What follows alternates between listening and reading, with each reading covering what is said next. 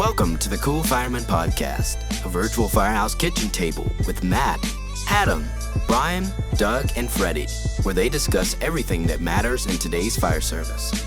Now let's get to the show.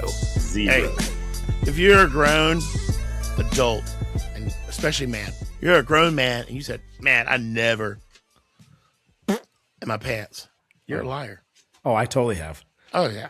I had white running shorts on one time. I was walking with Kels. This is before kids. And just sharted myself. And I went, oh, my God. She goes, oh, my God, I could see it. I ran home. I was like a quarter mile from home and just running with just poo coming out of my butt. Welcome to the show, people. Welcome to the literal shit show known as the Cool Fireman Podcast. Oh, my God. I'm so sorry you had to experience all that. In the first 60 seconds, Rhett, I'm really sorry you had to experience all that. Yeah, sorry. Sorry, Rhett. All right, welcome back to the Cool Fireman Podcast. You got Doug, Brian, Unkie, and myself. It's going to be a good one, guys. We are talking about honor guard in the fire service, a very admirable position in the fire service. Doug just so happens to be part of the honor guard. I started to. I think I told you guys I started getting into the bagpipes and was kind of an unofficial member, of the honor guard. But it's a very admirable position, a very much needed position in the fire department. So we're going to talk about that greatness. And Freddie wanted to be here. He's part of the honor guard as well, Fireman Fred. But he's not going to make it. He had COVID 1000, I think. Yeah. Even though he's quadruple faxed just this month. But it makes him poop his pants like spontaneously. It's ridiculous. He's pooing his pants and vomiting at the same time. Yeah. But before we get into it, boys, a little housekeeping. Folks, it's time for housekeeping. All right. Patreon. We got Patreon. We got some new members this week. 3 of them. Hey. Ricky Byrd finally came on board. So Finally, shout he's out been to with Ricky. us since the beginning. He finally got on the Patreon, I should say. But yeah. Big Bob Penrod. That's what I'm going to call him from now on, Big Bob. Big Bob Penrod, because it sounds good. It actually fits, but go ahead. He's down there in Brian's way somewhere. He's a cheap ass, though. He only gave us $1. He could have come up to the $2 engineer tier. And then that's good. I like that. B. Stapleton. It doesn't have your full name. It just says B. Stapleton. But thank you guys for joining the Patreon. We appreciate it. We'll keep some stuff coming at you. Tell your friends about it, man. As cheap as you can get it, man. You ain't gonna find a Patreon much cheaper than that, I don't think, other than the free ones that ain't worth a damn. Yeah. So, and hey, Doug, just remember something. Dollar make you holla. Oh, do something strange for a little piece of change. Oh, dang. Okay. I'm going with Brandon Stapleton, by the way. I think it's Brandon. Anybody have any other guess? Yeah. Brian. It starts. Okay, Brian. Unkie, what do you think? I got nothing. Both. I don't know which His what's the Stapleton. question? Oh, sorry. New subscriber on Patreon. His name is B Stapleton. So we're just trying to guess what the B stands for. I'm gonna mute my microphone while I get my water so Kenny Mitchell doesn't get his panties in the water. All right, good. Bradley. Oh, good one. Good one. Brian, is there another B word out there? We're gonna go with Bryce. Bryce. Oh, Bryce. Bryce. Too Stapleton. short. All right. B Stapleton, when you listen to this podcast episode, hit us up. Let us know what your first name is. It's Broseph. And then he's from California. What else we got? Oh, merch. Yes, merch is flowing. T-shirts, hoodies, hats. Figured out how to do the embroidered hats. We're in. Let's go. Shout out to the people that have ordered. We appreciate you. Yes. Thank you so much. Check Your inbox. Check your inbox. Sponsors, Unkies. What's new at Unkies? Where are we going? Where are we going this weekend with Unkies? Oh man, Unkie's. Let's see, not this week, but next week we're gonna be walking the strip at the Virginia Fire and Expo. It's gonna be in Virginia Beach. We're gonna be on it on Thursday. You can catch us out. I'll be out with Taylor's Tins, hanging out in their booth for a little bit. Hanging out with Jeremy from National Fire Radio. Sam from High Viz is going to be there. Dude, heavy hitters. Thursday the 19th. Oh yeah, it's going to be great. Yeah, let's see. Sorry about that. It's my ship day. Sound like Doug over here banging on everything. It's going to be February the 19th, Thursday, when I'm going to be there. But yeah, Sam, Jeremy from National Fire Radio, and Sam from Fire Tech, Tails 10, Lucas. They're all going to be there February 19th through the 21st. All right. They're going to be out there at the Expo in Virginia Beach, Virginia. All right, go see Unkie. He's got free stuff. Yeah. Always got something in my bag. My little immerse. You better have wet wipes, apparently. Always got wet wipes, bro. Right, just in case. Shit tickets. 2 wipes. Email. Let's shart right into this promo. From the firehouse to your house, Unkie's seasoning packs bold, firehouse-tested flavor into every meal. Whether you're grilling, roasting, or just sprinkling it on your favorite snacks, our blends turn everyday eats into unforgettable bites. Pick your flavor, shake it on, and taste why it's firehouse approved. Go to unkieseasoning.com. All right, very good. Get at me. That was good. Tom from the Burn Box just got our Burn Box. We got a hoodie, stickers. What else do we get? A mask bag. Together forever. We did that. Pretty sweet. I need one. Jinx. Remember that? That I gotta tell you, that hoodie was. I love it. Yeah, hoodies I are love that. great. That's a great addition, especially to a Burn Box, man. That's good. Yeah, that was good. Very cool. And like I said last week, if you're on the fence, go get your Burn Box and let them know that the cool fireman sent you. And let's roll a promo for Tom of the Burn Box. Brought to you by the Burn Box, the #1 firefighter subscription box. The Burn Box celebrates firefighter products and firefighter-owned and operated businesses. Start today and receive a monthly box of firefighter apparel, gear, and tools. Check them out at theburnbox.com. Very good, boys. Last but not least, part of our housekeeping, very important, is a moment of silence. So we've had 2 deaths in the fire service very recently. One that hits me pretty close. It's a fire department called National City Fire Department. It's in South San Diego, close to the border. And his name is Michael Mejia. Firefighter Mejia passed away from complications of a severe illness. I happened to find out what happened, but because I don't know if it's a sensitive subject or whatnot, but he had an illness at work and ended up passing away because of it. Obviously, his loss is deeply felt throughout their department and the greater fire service community. So that's terrible.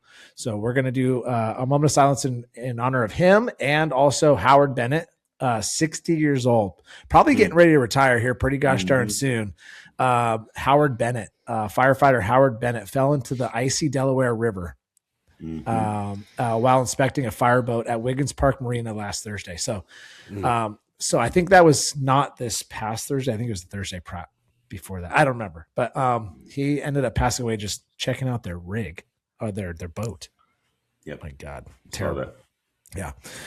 So we're going to do a moment of silence for those 2 lads and their communities and their families and everybody else that we lost over the last week.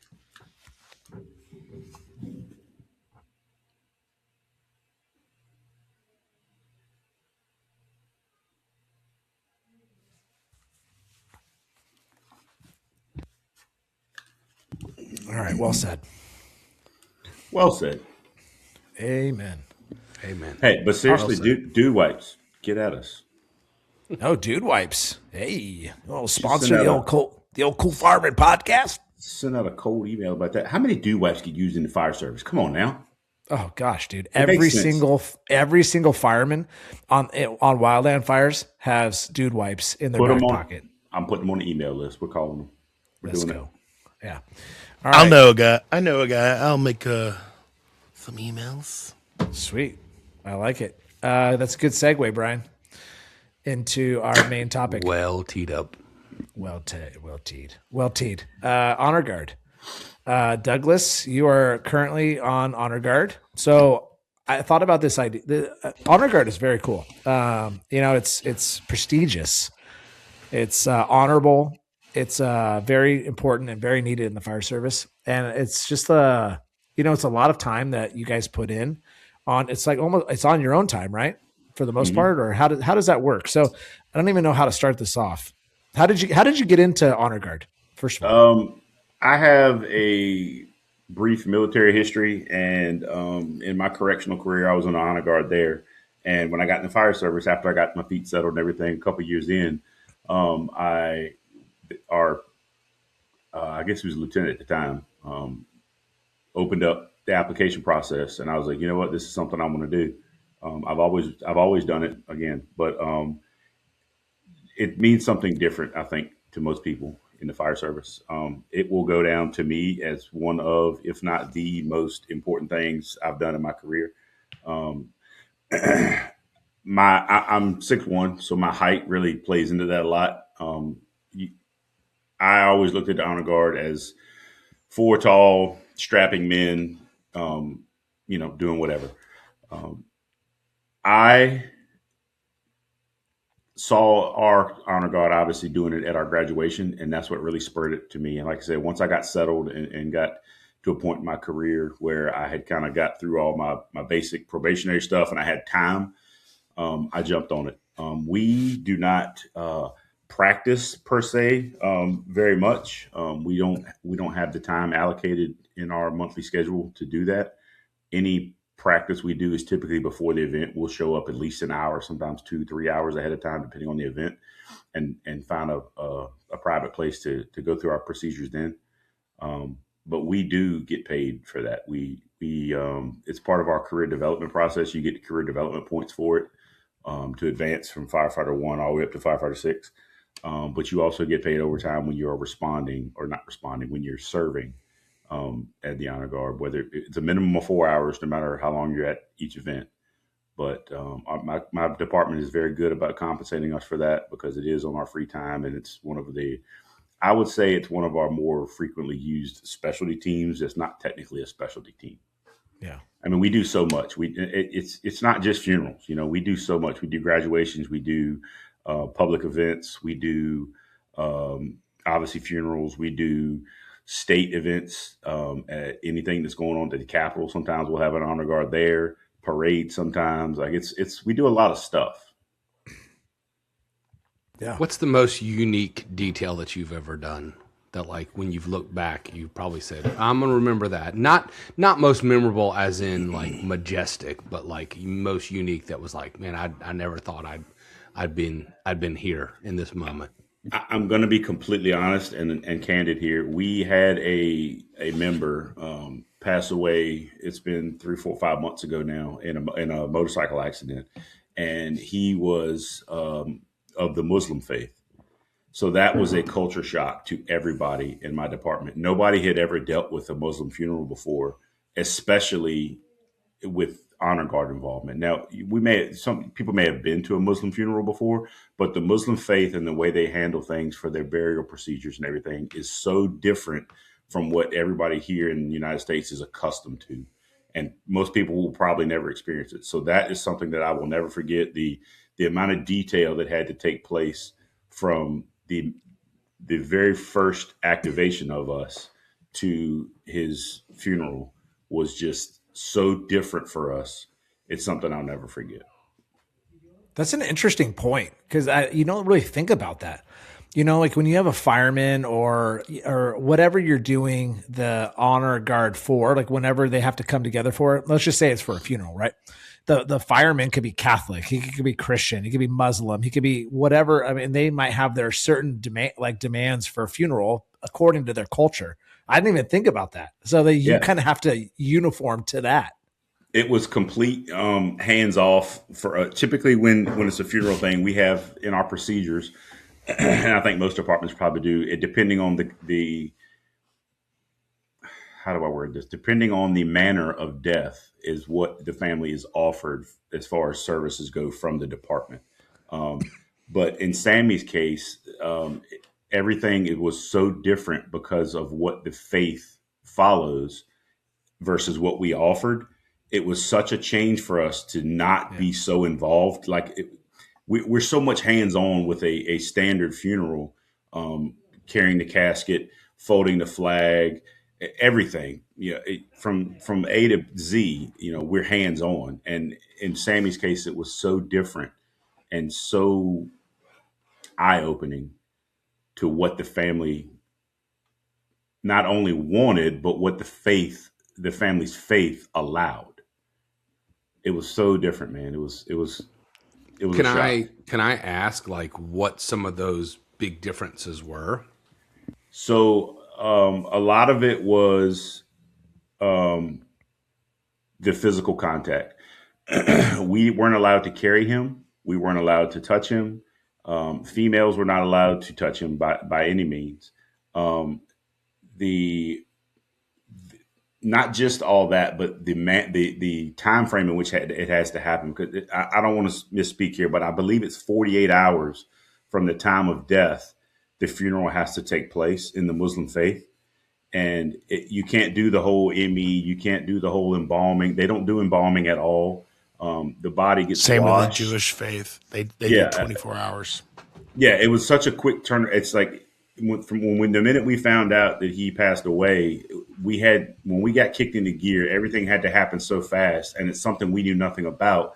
So it was we handled it extremely well. I think it all went over amazing. Shout out to all my guys on the honor guard, and especially Captain or Chief Vaughn for heading all that up. But something as simple, Brian, when the body got to the funeral home the day before, the body has to be washed and cleansed. And after it's cleansed, it can't be touched. It has to be wrapped a certain amount of times in a certain way. And then who's so loud in the background? Okay, that's better. And then when you get to the actual, it was not me. It was bad. The actual funeral service, we want to pay our respects the way we typically do them. It was quite different because at the graveside service, he has to be taken. He was moved in a casket, and he has to be removed from the casket and laid facing Mecca, whichever direction that is, where you're at geographically. He has to be laid in his place of interment there, and then there's only certain people that can touch him there. And it was so many things, Brian. I mean, I listed a few, but it's so many different things that the Muslim faith follows that was just such a shock for us. That's wild. It's very unique. And, we've talked a couple of times. I remember when we interviewed Chief Hayes and we talked at his place about, getting your final things in order. You don't even think about that, right? Like if you had a line of duty death and your faith is different to your employees, of how that would impact kind of how your last wishes would play out. Or better yet, it probably is important to say to your family, hey, I work in the fire service, and here's some of the traditions that we have that are going to happen, and here's where these two are going to blend together, and this is what's okay and this is what's not okay, right? Because the common denominator is not going to be there to speak, right? And so you don't want to put your family through that. So it would almost be helpful to really have that conversation with your family, if you were of Muslim faith, to tell your wife and say, hey, look, this is what's normal tradition.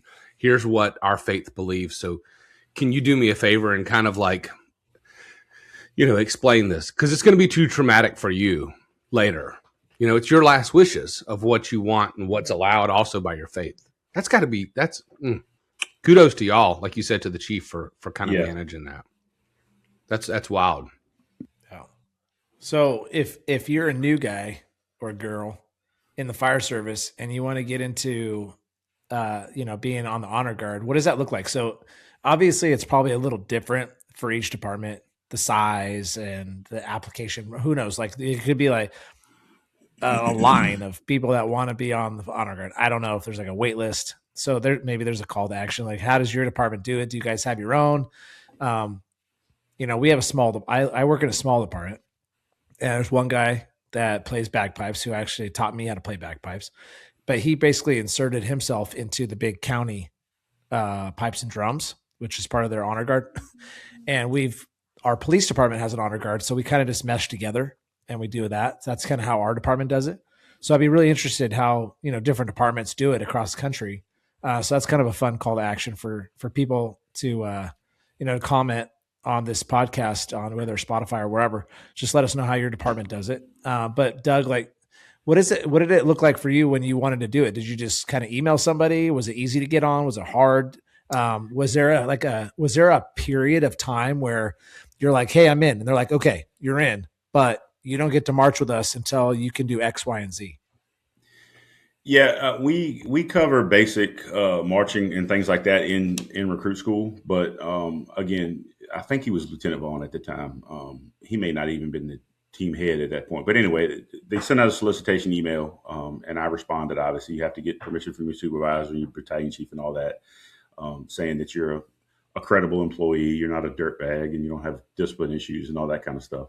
But once you join the team, every event that has to happen, Chief Vaughn will send out an email. Hey, got this event.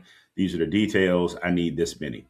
And if it's a large scale event, like you mentioned earlier, our police department, our sheriff's department all have honor guards and all of our neighboring jurisdictions. We all work really well together. We have a great relationship with all the neighboring fire departments. So it's not hard for us to put together a group of, 20 to 30 for, a funeral, for instance, takes a lot of people because casket watch, rotating every 5 to 10 minutes, there's a lot.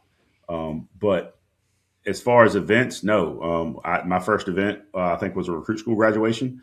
Like I said, we get there a couple hours early, and I'm 6'1". I'm usually the tallest guy that's there, so I always get the American flag. So that's pretty much what I'm pigeonholed into.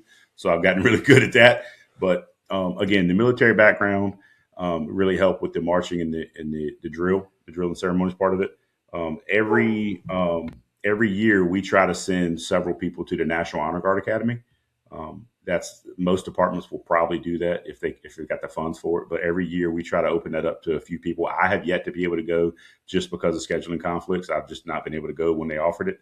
I still want to go, and I'm still going to keep trying to go. But they go over everything from A to Z, man. It's a very thorough week-long academy of drill and ceremonies, casket carrying, flag folding. I mean, you name it. It's a very thorough, and it travels. It's never in the same spot. It's always in a different place. I think they usually host it all over the country. That's cool to help facilitate departments getting there. Have you ever attended Emmitsburg for the fallen firefighters and done any of that work? I know our honor guard has accompanied some folks from North Carolina. And I have been to Emmitsburg. I had a buddy that lived up in Frederick, Maryland, and while I was up there visiting, we spent a weekend up there. My wife and I did with him and his wife, and one day him and I just rode over there, and I went and looked at everything. But I've never been there to participate in an event. I've yet to be in a large scale event like that where I had to travel that far. I usually stay around here because I just haven't had, again, scheduling conflicts. I haven't had the ability to. I know I've had some friends who have participated in that. If you remember Daryl Rayner, who was one of our guests in the West Pharmaceutical, he has been a family host. I want to make sure I get that right, and I probably did not, but he basically will be the person that goes with the line of duty person, family member, and is kind of like their aide for the whole weekend. Yeah.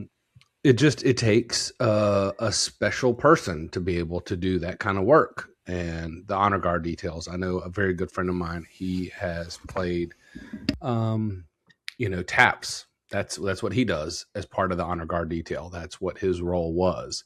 He would post, like you said, funeral details or whatever, but he's almost always been asked as the bugler to play taps and things of that nature. And then Matt, you were talking about bagpipes. I mean, that detail is unreal. I know when we were at Safer this year and you have, the bagpipes that come by, it's this whole majestic sensation. When we were waiting to record Sam's episode, y'all remember that when they were down there and they were practicing and like we were behind and like they were getting ready, and at first we were like, man, we can't record, and then it was like, man, we don't care, like it's cool because of what was happening.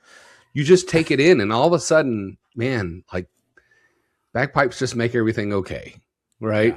Yeah. it's amazing how in those moments, those pieces of that honor guard can kind of bring calm in those moments. And they were getting ready for that service. All right, I want to make it a little lighthearted. Everybody around the show, what's the one part of an honor guard uniform that you've seen that you just think is the dumbest thing, right? Like I've seen different honor guard uniforms that people have that on their uniform just looks stupid. Don't name the department, right? But like you've seen somebody in their honor guard uniform or in their Class A's just looks stupid. What is it? And you better not say a kilt. All right, you better not say a kilt. That's not a Class A or an honor guard. That's true. Yeah. I don't know. No, that's a good question. Doug wants to chime in. I think he's pausing because I'm going last. He's going. I ain't got nothing. I mean, what, are we supposed to answer that right now? Yeah, I want to know, and then I want that's my call to action for the comments. I want to know in the comments, like when you've seen somebody in honor guard detail, like what's the worst thing you've ever seen? And I will say, a color. I've seen multiple departments who wear coats other than the shade of black or navy blue.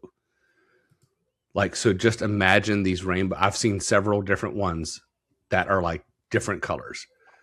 I've seen like fire engine red. I've seen some yellow ones, and I'm going, whoa, these things are bright. And I just think it's just, when you talk about like our fire truck's red, it's like, should you really be wearing that color, Class A? Like, is that what we're doing here? Is that, I don't know. That's not right. Adam, how about you? You got one? Nothing I've seen, but I hear.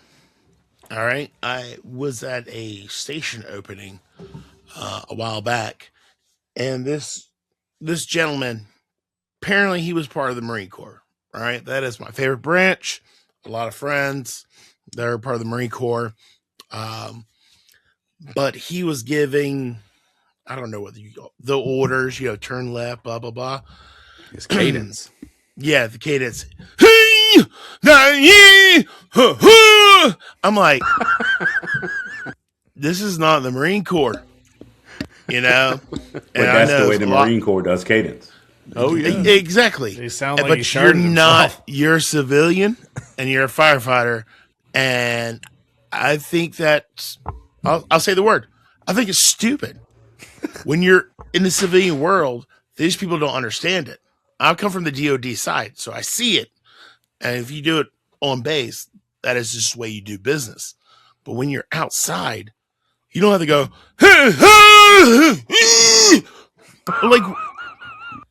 like, you sound like an idiot. I flat out say it. It's stupid and you sound like an idiot. Just make it, you don't have to, I feel like you don't have to make a big pageantry for everybody in the crowd. You just have to make those remarks for your group. All right, Doug. How should he do it? So I'm going to piggyback on Adam. I'm going to piggyback on Adam. That's being selfish and making it about you. It's not about you. It's about why you're there. I agree with that. Now, something you said, Brian, about the coats not matching the pants. My sheriff's office, I like theirs. They have navy pants and they have a gray blouse with navy accents on it. It goes really well. Hats. They pull it off well. They're the sheriff's office. The sheriff's office and the police department do wear hats. Ours are just the chauffeur hat. I think that LEO is a different animal altogether, right? Because they have different colors. So they got greens and whatever. Yes. I'm just talking about fire, Class A's and honor guards. For me, it's ascots. Or like these little poofy ass things that come out. It's like this. It looked like your Victorian era fucking. You should be wearing a powder wig or something. Sorry, Rhett. I don't get it, man. I don't understand it. Like, put a necktie on and call it good, bro. What is this shit going on? I don't get it. I don't. Yeah, unless you're from Europe. Like we are actually right now. There's a couple of guys on the honor guard who are looking at revamping our uniform, our honor guard uniform, to make it a little different. Because right now our honor guard uniform is it's just our standard blouse. There's nothing special about it. We don't have anything that symbolizes us as honor guard other than everybody wears a white shirt instead of firefighters wearing blue shirts. Everybody wears a white shirt. You wear your trouser belt or your blouse belt over your coat. But other than that, that's the only thing that distinguishes you as honor guard. Some of our neighboring departments have different patches that symbolize honor guard. They have red stripes down their pants. I like Henrico's red stripe down their pants. It's like the Marine Corps blood stripe. I like that. So again, we're going through a trial and error process of an idea process, I should say, of revamping our uniform to make it a little more honor guard specific. What do you think of the cords? I like cords personally. Armpit cords, whatever they're called. I was in the infantry in the Army, so I'm a cord guy. I like cords. It means something. It stands out. It says, what is that for? And that could be what maybe all we change to say, oh, he's wearing a cord, so he's on honor guard. Because we don't wear cords for anything. So maybe that's what we go to. I don't know. We have a service ribbon that says we're on honor guard, but other than that, that's it. Unless you have a National Honor Guard pin. So we're in the process of doing that. Of course, we wear gloves, but that's pretty much all that stands out on my uniform. But ours is it's very simple. It's very clean. It's just navy. I think it's actually black. But yeah, other than wearing white shirts, dark navy. Yeah, it's so close to black. Like it looks black, but it's very clean. It's very simple. With some core fams. And so my last department was your Class A was Navy, right? So your regular Class A's. Honor Guard was black with the red stripe down the side with a cord, red cord, right? So red stripe, red cord. Everyone wore white, like you said, right? But it was black tie, black coat, black pants. Everyone was wearing gold. So regardless of rank, everyone had a gold badge. So, and then, of course, they had their Class A's. Everyone was wearing white hats. And that was my other axe to grind, I guess you could say, is like pilot caps. I hate the hats that look like you're an airplane pilot, right? So you see these guys walking in, and they seriously look like they should be flying your airplane. Like that's the little axe to grind with me, because here's the thing. I mean, you look at most airline carriers, they're wearing navy blue, white undershirt, right? And, they've got maybe some silver cords and this airline pilot hat. So if you look at some departments who are wearing navy, white undershirt, black tie, and then they put them in, and it's like, you're no different than the airline guy. Like, stand out. Like, you are a unique organization. The only difference is sometimes you put a patch on your shoulder. Yeah. But, we are a different service. And so, I hate a hat. I hate a Class A hat. I told my wife, I was like, I don't care if I ever wear one again. Like, those things are dumb. But there is something about honor guard detail that like, to your point, it's like cords. When you see honor guard detail in their hat standing at post, they look right? Yeah. But for everybody else, you just look dumb. And that's just... So the way that I'm going to go, Brian, is I think that, so first of all, you're not going to please everybody, right? Some people like this, some people like that, right? And so they've given the autonomy, I would imagine, via departments to kind of choose what they want to look like. But I wouldn't mind if it was just like a national standard, this is where you are, you know what I mean? Because, and Doug, you said it, it's not about you. You know what I mean? Like, you're there for a reason. You're there for the why. Like, you're not there to look good. You're not there to look different or stand out in any better way. You're just there to do a service. And so I don't think, I just think that a national standard even would not be terrible. And then on the hat thing, Brian, I think of functionality. I think that they've got to have hats because they do a lot of different things, right? Where they're standing in the sun for a long time and the hat helps them shade their eyes, whatever it might be. It's functionality at that point. It keeps the sun off their head, especially if they don't have much hair.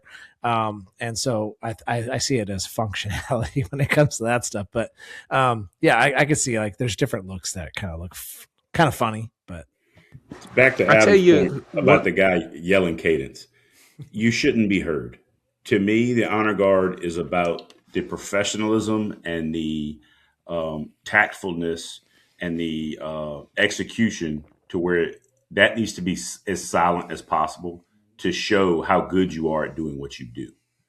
I want to see the honor guard march in. I want to see them execute a wheel. I want to see them, whatever it is they're doing, but but I want it to be as quiet as possible because that shows that that unit is working well together and they're doing what they're supposed to be doing without being told to do it. I do like that. I think the only time that you should hear them, especially is if you're presenting arms, let's say on a casket coming through or whatever. Yes. There are times that you need to unless you need to command the room's attention for somebody to move or for, posting colors if you're presenting arms or, if it's and precise with your wording. Yeah. Like for instance, a noise. When they brought Sammy out of the funeral home to put him into the hearse to move to the graveside, I called everyone to attention and told them to present arms. Well, there's, 75 people outside the funeral home. So I had to, at that point, I have to be boisterous enough to call that group to attention. And you're very boisterous. And that boisterous is not a problem for me. That maths. So let's go back to this question. And I know it ties along with honor guard and things like that. And you mentioned it. You said, "Hey, in rookie training, you go through, some basic marching skills, right? Like, I mean, how many folks have truly been trained in today's? Like, I came up in our 2-week school. That was not something we went over. We had to learn it real quick. Like, hey, before our first funeral, it was like, hey, everybody come over here. Here's what's going to happen. That kind of thing."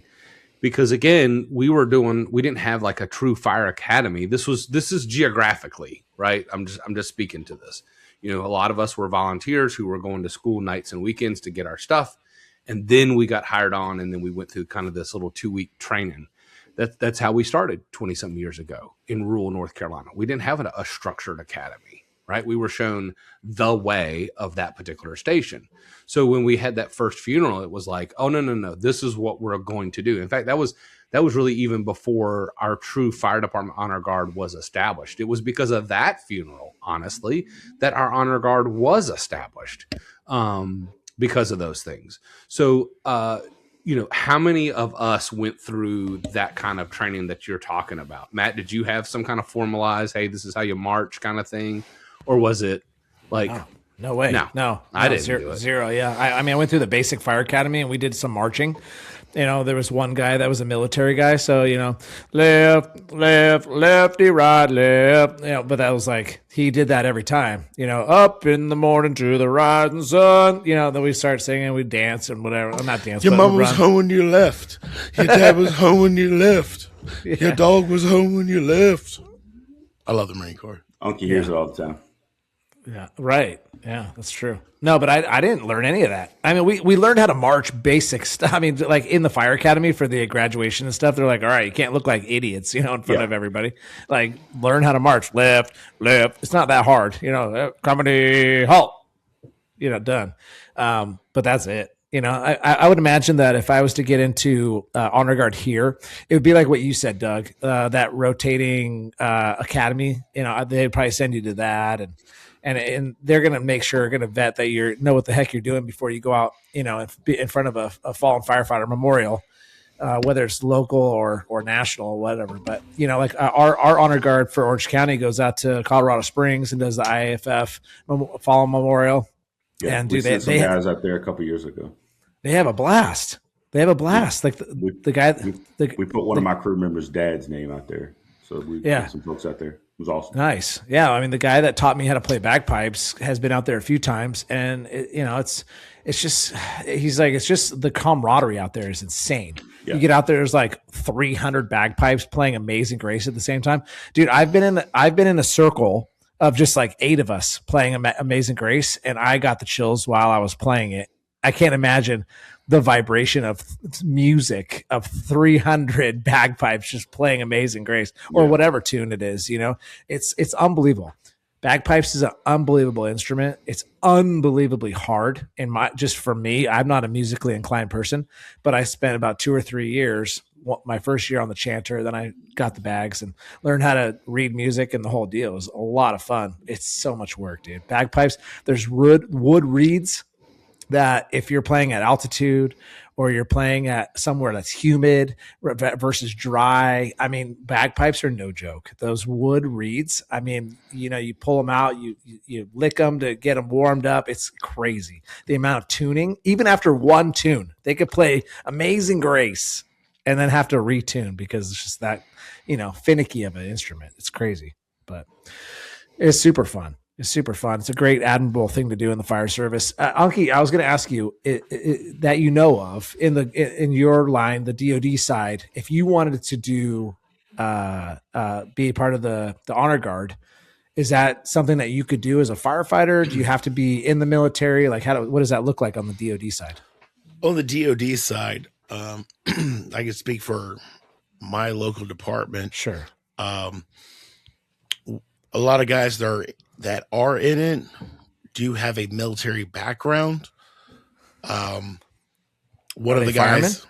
Yes, because the DoD's fire department is designed for veterans. And the reason why, like me, the civilians in there is because there was gaps. They needed bodies, of course. So they hire civilians since they could not get veterans. And some of our honor guard members have served in DC and Arlington. They're the ones that receive the bodies from overseas, clean them, prep them, then go out and do the pageantry for it. His name is Adam also. And it's really kind of cool to hear those stories about him being an honor guard member of the Navy in the DC area as a sailor. So you're not required. All you have to do, it's kind of like the Mason Lodge. If you want to be a part about it, you got to ask about it. They don't come to you. You got to come to them. To be one, ask one. Yes. And when it comes to standing at attention, parade rest, saluting, how to present yourself basically at a funeral while in uniform, we are never taught it. Yeah. You're expected to know it. Which is a damn shame because it is. Damn, I hate an ugly salute. I understand. I understand saluting. Understand saluting. Understand I have a story. Parade rest, hard, marching, bro. all that stuff. Because, I was a nerd. I was in marching band in high school, so I understand the marching, the cadence, the turning sharp. Doug knows what I'm talking about. All that stuff I learned in marching band, but we are not taught it at all. Yeah. But they expect us to know that. Yeah. And it's horrible. I have a story real quick. I was on probation in Laguna and so it was Memorial Day, and every Memorial Day it's all the public safety departments get a big wreath, and we go to this place in north part of our town on the beach. It's called Monument Point, and they actually have like a little monument there of 9/11 that has some of the structural beams that collapsed. We got them donated to Laguna, and they're like crossed like this with a sphere underneath it. It's really cool. And then at the end of the point, there's a American flag, and it has a memorial there. And so we set up easels, and every year we walk up with this beautiful wreath, and we put the wreath up, and then we salute the flag. So I had no idea. Of course, like we're talking about, they don't teach us anything. Like they just say go. And I'm sitting here just like a good old rookie, and I walk up with this wreath. I put the wreath up on the easel, making sure it's not going to fall down. This thing's huge, right? Yeah, like that's embarrassing if it falls. Right? It's like a $500 wreath. Wow. And I turn around. It's not that much. Maybe it's less, but it's this big fucking wreath. Sorry, Rhett. And I turn around and I look at my engineer and my captain, and I salute him. You salute the person, not the wreath. I salute my captain, and he's going, turn around. You salute the wreath. So I go like basically at ease, or not at ease, but back to attention. On arms. Yeah. And I do it. What is it? Order arms. Order arms. Thank you. I do order arms, and I do it about face. And I turn around, and and I salute the flag. Dude, we laugh about that today. I was Looking like Officer Doofy from Scary Movie. 100%. And the only reason why I know that you salute the reef is from videos from D-Day, our president going over there. And then also the Tomb of Unknown Soldier of people and dignitaries come over and put that up, and they salute the reef as it is the person. Man, that's the only reason why I know that. I just wanted to do the You're right a dork, Matt. I'm a dork. Nobody told me. You need to do better. Just do better, Matt. Nobody told me. I like turtles. Nobody told me. I like turtles. I like turtles. Dude, awesome, guys. Doug, thank you for your service. It's the most.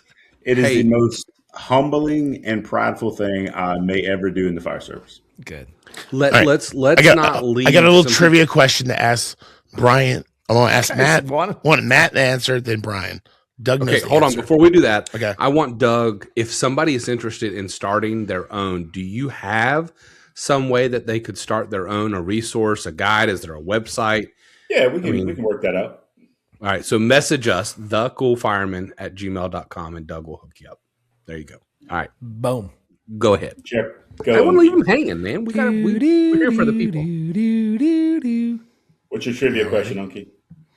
All right. Now, Doug knows the answer, being Mr. Honor Guard. But I want Matt to answer first, then Brian. When you're at Honor Guard, or anytime you deal with the American flag, what degree do you angle the American flag? When The American flag, yeah. What degree do you angle it? Like when I'm holding it? Yeah, like in color guard. What degree do you angle it at? So when it's when it comes down. Yeah. When they say what's the word, Doug? When they call for the colors to bend. Don't give the answer. Arms. Present arms. Arms. What angle is the American flag at? Hold on a second. This is a trick. No, Brian. Stop. Matt, what is it? I'm sorry, Matt. It's just fun. 30 degrees. Everybody knows that. Okay, Brian, your answer? That's a trick question. Because the American flag does not get bent. Bingo. The other flags, it does not bow for anybody, not even in the Olympics. It does not bow to anybody. Now, what is the only flag? World War champs, bitch. Yeah, I knew. I was building up for Doug to go on a big rant. Now, what is the only state in the United States that is allowed to fly evenly with the United States American flag? Stars and Stripes. State? Only one state is allowed to fly equally. Everything else has to fly below it. Only one state evenly. What is it? Really? Yep. I don't know. And it's the only state that is legally allowed to separate themselves. I don't know the answer to that one because I've always been told that every flag must fly below. I don't even have a cocky answer where I would act like I know what I'm talking about. All right, Doug. How about you, buddy? They deserve not to even. Don't know. Texas, the Republic of Texas, because they were their own country when they merged in with us. I didn't know that. So Texas is the only U.S. flag is allowed to fly evenly with it. So if you got a bunch of poles around the guard. Now, I don't know what their code is about bowing, but I'm pretty sure they present arms.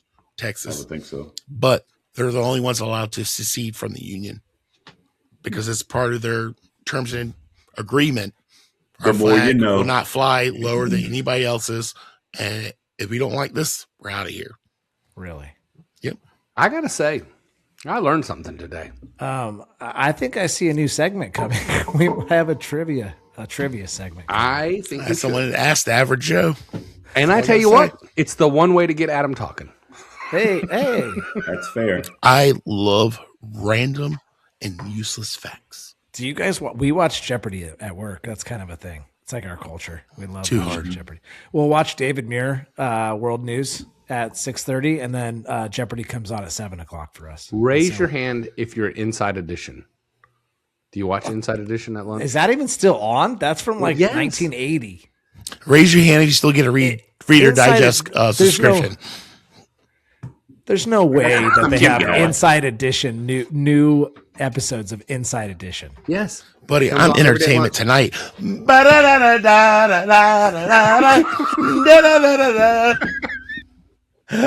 There's the real Unkies that you see in live and in you know person. who wrote that? Who wrote it? God, I'm trying to think of his name now. Bo, the football player from the Bengals. Bo Nix. Hey. There you go. Let's be totally blunt. If you were a Patreon customer, this is your glimpse of what you would see every week. But you're not, so you don't get to see that. That's okay. It's not okay. It's not okay. It's not okay. All right, You need to folks. go and join. I think it's time for. Anything else? Brian, Anything else? I think Brian needs to text Big Bob Penrod and tell him stop being a cheap ass. I would, but he wouldn't answer my text till tomorrow because it's too late. That's fine. I'm loving Doug's rhymes tonight. Yeah, You tell like that? Bob to get into the engineer tiers. And then we only Poet, need you 5 know more. it. We could start doing the wheel of Come on, names Bob. and start giving away free stuff. Come on, Bob. Stuff. We need 10 people in that. Come on, let's go. All right. That was awesome. Good job, guys. Doug, thank you for your service. America. Fuck yeah. Out to save. The motherfucking Day, day, yeah. Sorry, Rhett. We got to buy Rhett a t-shirt. yeah. How do we get his Yeah, address? let's get we Red, need to do message that. us. Yeah, message us if you're listening to this. Or we'll just send a message to his dad. We'll just send him one. We have Sorry Rhett t-shirts out there. All right, folks. Snail mail. It's snail mail time. Snail mail. Da-na. Out to save That's enough. fucking internet. We should make a soundbite of that. Snail mail. Fuck yeah. Or not. I think we can. We We can can just beep believe it. it We and can be make it- snail mail. Beep. Yeah. Beep, yeah. Dude, I love that. Great. All right, snail mail. Ricky Byrd is in our snail mail, boys. One of our newest Patreon members. He says, very Kindly. important topic. He was talking about Greg's episode. He said, very important topic. Thanks, Greg and the boys. That was a very important. Last week, if you didn't listen to last week's episode 145, go listen to it. It's a good one. Greg from the Radcast was on. He did amazing. The guy's a very good speaker. All right. Kenny Mitchell is in our snail mail. Great episode. Give it a listen. Make it a part of some roundtable training and conversations after dinner tonight, folks. Listen, share, comment, subscribe. Strong work, gents. We appreciate you all. We appreciate you, Kenny. So I was over here for a few minutes there texting my sister. If you remember, I did a little sound clip with her on socials a while back. Yes, I did. She snail mailed me on the side because she was listening to this week's episode. And she said, and quote, listen to learn is something I'm working on. So people are listening to our episodes. So she appreciated last week's. This is somewhat snail mail. We got an Instagram notification earlier today. So shout out to Chelsea at the Hold the Line at Home podcast. She's in California. She's a mom of 3 and a firewife. She shared one of Greg's posts where you were talking about firemen are killing themselves, and we're not talking about it or doing anything about it. There you go. I didn't even shout see out to her. that. That's Chelsea from the Dear Chiefs that we've known. Oh, is forever. that okay? So she's all right. It's rebranded. Is that now she's by herself doing it? Okay, gotcha. Yep. I As didn't- far as I didn't- know. I didn't put that together.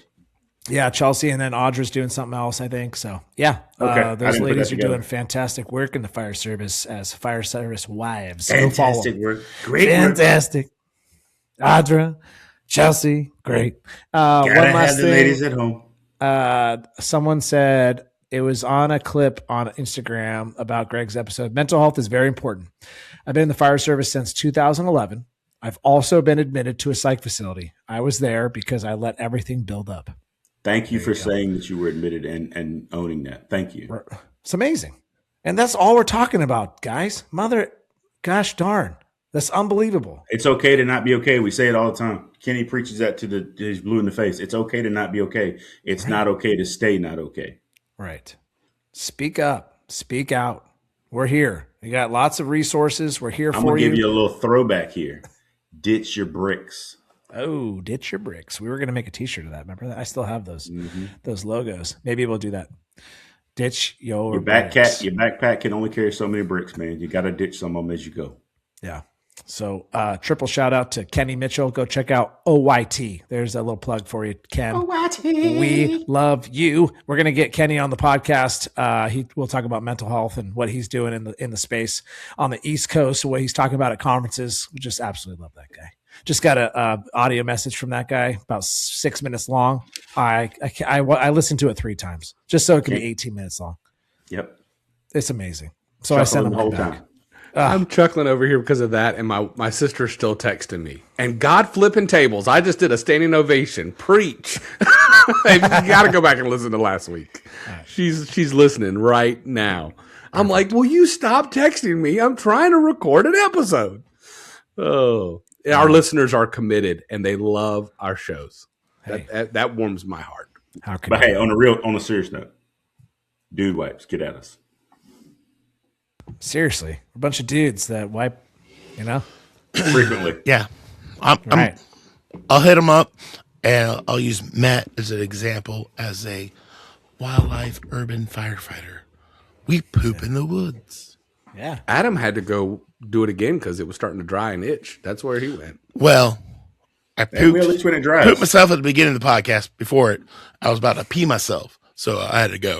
And that's why now I'm back. He's back. All right, ladies and gentlemen. We can really break them down. Anything to add, boys? Anything to add? Just remember that all of our podcasts are streamed with video on Spotify and YouTube, so you can see their lovely faces. See them. Very good. All right, folks. Another good episode. Honor Guard. Let us know how does your department do it? We want to learn. Everybody does something great. Everybody has something different to add and to teach. So what's the least favorite part of that Class A or that Honor Guard detail uniform? Just the way it feels. So it's so cumbersome. Costs extra. Is it wool? Oh, just so I don't know. All right, Doug's saluting us out. Who's gonna roll us? Roll us out, Douglas.